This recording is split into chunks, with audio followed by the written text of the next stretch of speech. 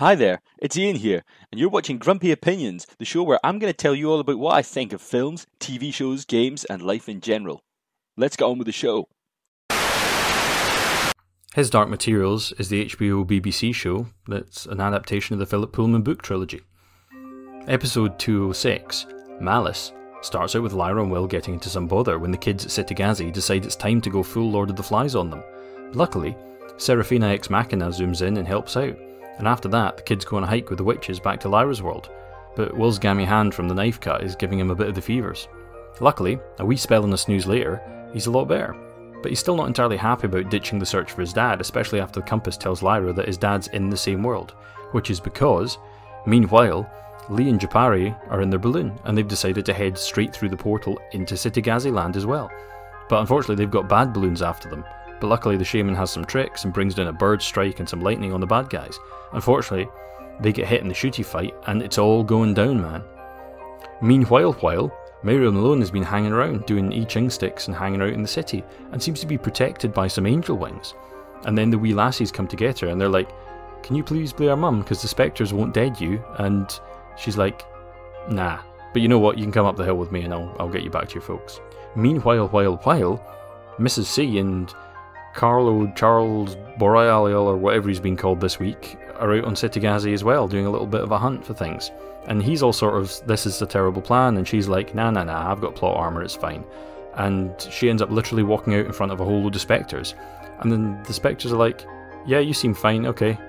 And Charles is completely amazed, and they decide to celebrate with a load of wine.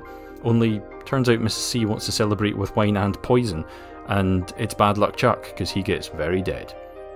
And as Lyra and Will continue up the hill, Serafina tells them Lyra is actually the prophecy girl, and the prophecy says that there's a boy going to go along and help her, and that's probably him.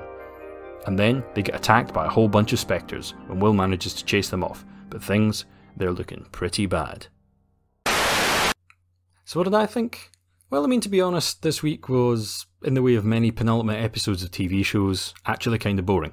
It's all that deep breath before the plunge thing, where, it's not to say that there wasn't a lot of stuff that I found interesting, but even the stuff I found interesting had a bunch of caveats. Straight out the gate, props to everybody in the marrying kids scene, because this was probably my favourite scene of the episode. It reminded us that these were just kids, they're kids whose parents have died horribly, and all they want is a little bit of normality and to be loved. And I thought it was genuinely good. The problem was that it also felt really, really rushed. Like, I bet there was a version of this scene on the cutting room floor that was probably amazing. It was really well paced, it was really slow, and it's just been hacked down and hacked down and hacked down to the minimum amount of time to breathe because there's so much else going on in this show.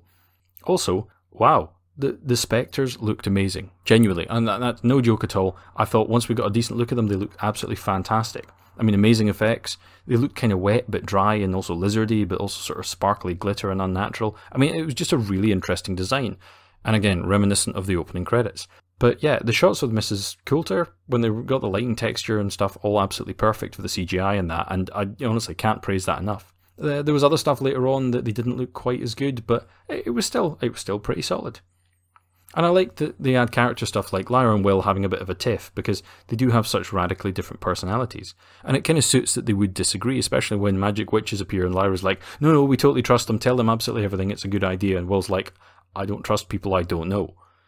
And it's really important that you see that they don't really gel with authority, because that's a big thing in the books, and it's going to be important later on. But I did have lots of issues with this week, as I said earlier, mainly because it was kind of plodding and dull in a really penultimate episode sort of way, as I said. And you had things like Lyra and Will needing some direction, but suddenly swooping them off on a hike was a little bit silly and dull, especially as nobody seemed to actually be thinking the same thing. I mean, Lyra was following Serafina until she was thinking of not doing that. Will didn't want to do that at all, but he was still walking along because he was feverish and couldn't do anything else. And Serafina, she's just...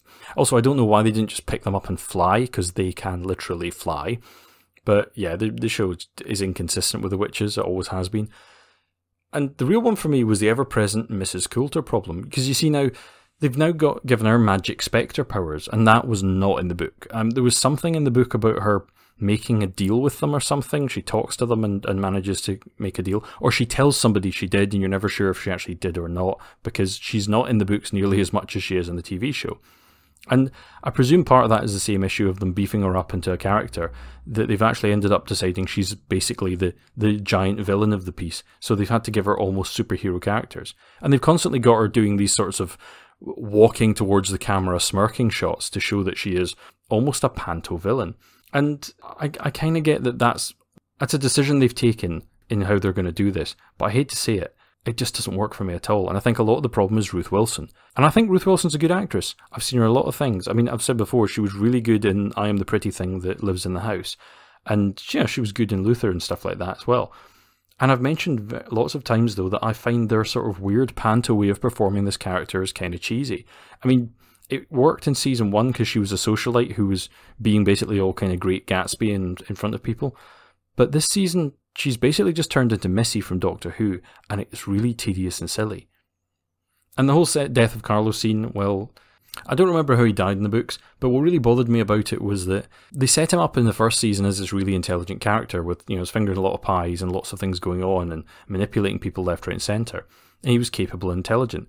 But this season, he stopped being capable and intelligent the second the story needed him to, and the second that Mrs. Coulter appeared anywhere near him, and he just turned into an absolute idiot. And in this episode, he was just dopey, confused, and scared the whole time. I mean, the Carlos season 1 would have been like, nah, you want to check out City Gaza, you go by yourself. Because this is a guy who's been back and forward through that city umpteen times. So if anybody is good at it and not scared, it would be him. He would be sensible about it. He certainly wouldn't be walking around gawping and panicking the whole time. And then also, right, there's not much to say in this about Mayor Malone and her plotline, other than that one scene I liked. Or the Soy Boy Balloonists, because to be honest, the pair of them are just boring. And really, the only other scene was the Magisterium people. And the whole, she has a secret name, which we're not going to say on screen because it's a big secret and we're clearly waiting until the finale. Okay, right there was only literally one possibility for what that name's going to be, and that name's Eve. Right, okay, that's not me even remembering this from the book. That's because I cannot possibly think. There's so many hints dropped about a boy and a girl in a place, and oh look, the other one has to play the serpent. Right, she's Eve. Because I don't think this story is clever enough for it to be Lilith. Because if you know a little bit of your sort of mythology stuff there about Bible history, then yeah, there is the whole Lilith thing. But anyway, onwards to the finale as soon as I can. So until next time, I've been Ian, and these have been my grumpy opinions.